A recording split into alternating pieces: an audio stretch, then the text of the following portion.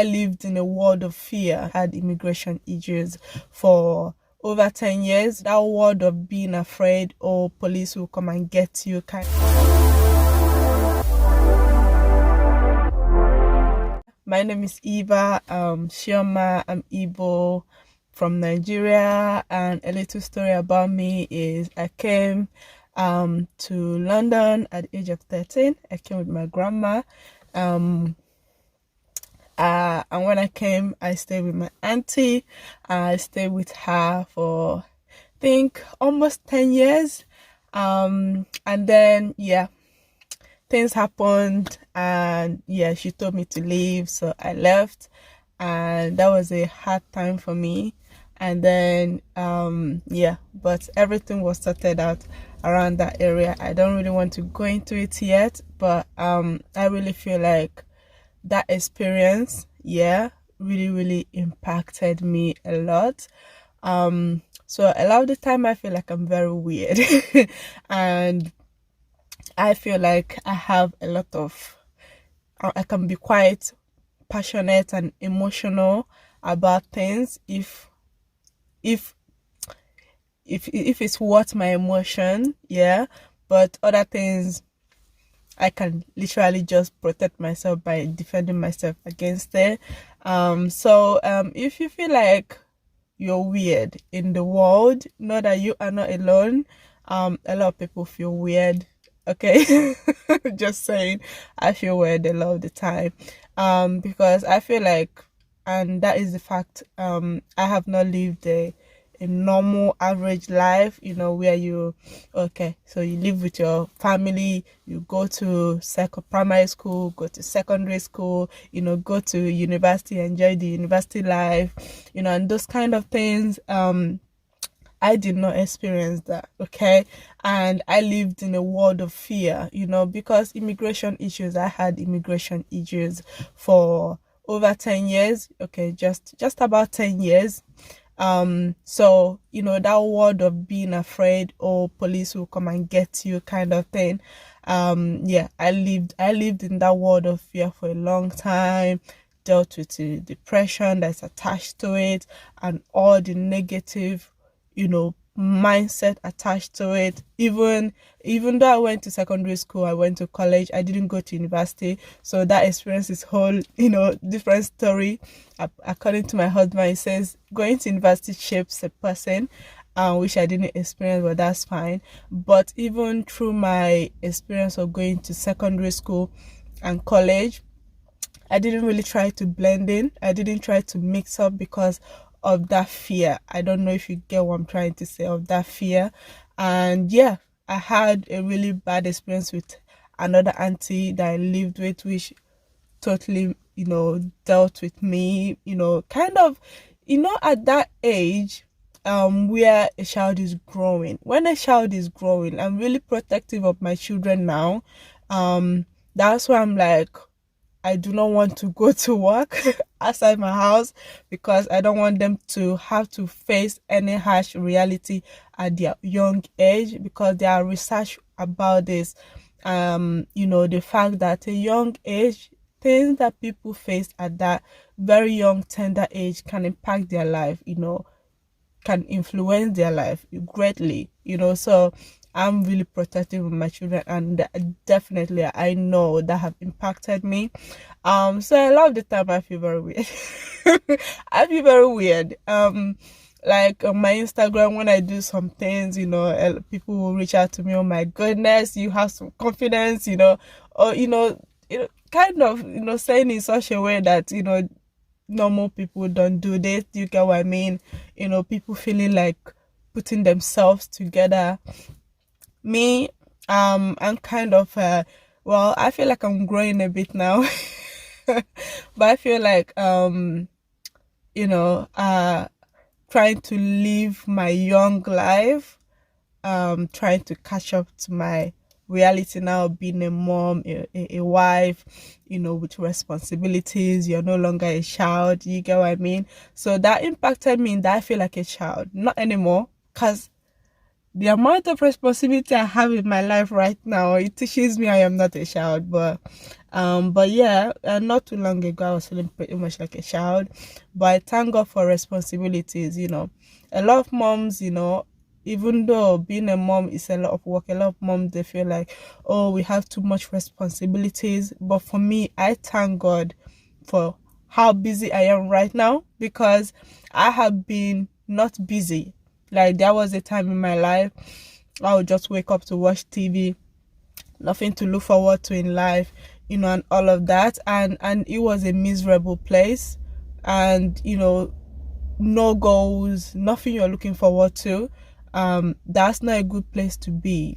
I really, really appreciate how busy I am at the moment, even though it's so intense. Like right now, I'm about to go do some errands, but I say, let me make a video because, yeah, I'm working on my YouTube. And I feel like I can bring a lot to the world if I do not restrict myself. Yeah, if I do not restrict my thinking. And I'm coming into a world and realizing that there is a lot of unspoken expectations people hold on us and on me, and that is expectations and something that people do not want themselves. Like, we do not want these expectations on us, and yet we hold it on people and we hold it on ourselves. So we have put ourselves in a box that's not attainable. I'll give you an example. Everybody expects a clean house. Your house should be clean. The truth is, sorry, I gave a whole sermon, but it got cut off. But I'm just gonna pick up from where I stopped. I was talking about expectations, like expectations of a mom that has a clean house. And the reality for me anyway, and for a lot of moms that reached out when I show my messy house on Instagram, is that, oh wow. But yeah, that's the truth, that a lot of people on Instagram or on social media, they want to show perfect, beautiful house because we all enjoy those kind of things, which is fine, but that is not the reality all the time. And I feel like if I don't show that, will kind of feel like I'm trying too hard to be what I'm not. Do you get what I mean? Like the pressure of having to clean up, tidy this place before I shoot here, or clean up, tidy this place before I shoot video here. Like, I love some of the YouTubers and influencers that will, even though that they are doing that, they will still tell you, oh, this is a clean space that I'm gonna shoot, and then they turn around the screen and they show you like a space in the same room that is full of mess that they just literally packed everything to shoot. Yeah, but I really just want to share my life and just encourage people with my life, because I feel like I can, and I'm trying very hard not to allow the expectations of people online that expect, oh, your house is dirty or your house is messy. Trying not to let that affect me, in that force me to pretend to have a clean house all the time, which is not the reality. The truth is, I can keep my house clean, but that would be a full-time job, and I would rather have a paying full-time job. I would rather have a paying full-time job than to have a job cleaning and keeping the house clean full-time job. Do you get what I mean? I want to make money. I want to impact lives. I want to share. I want to encourage people. I have things that I want to do, and I also want to make money. Okay, so it's balance. Okay, you balance. When you can clean the house, you clean the house. When you cannot clean the house, that's perfectly fine. So I don't even know where I'm going with this, but yeah, anyway, about me. Yeah, so yeah, after leaving my auntie's house, Salvation Army picked me up. So because if you do not have paper in this house and you have nowhere to stay, it's gonna be hard for you, because what do you call it, these shelter places, they cannot take you on. Do you get what I mean? They cannot take you on because you are not a citizen, and that is so bad on them. That is so bad on them, because a lot of the times we cannot really have, have influence on what we, our circumstances. But yeah, eventually it's just God being merciful. There's nothing else there, just God being plain merciful.